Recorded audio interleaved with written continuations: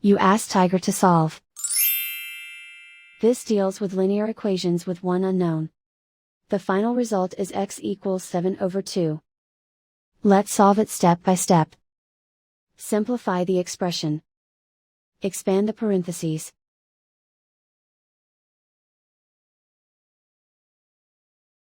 Simplify the arithmetic. Group all x terms on the left side of the equation. Subtract 2x from both sides. Group like terms. Simplify the arithmetic. Group like terms. Simplify the arithmetic. Group all constants on the right side of the equation. Add 4 to both sides. Simplify the arithmetic.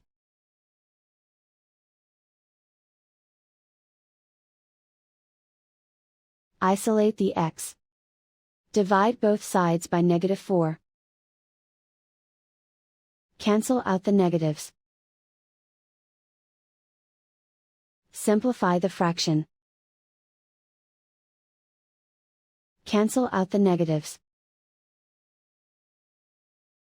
Find the greatest common factor of the numerator and denominator.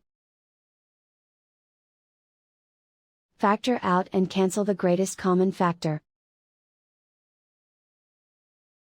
And so the final result is x equals 7/2.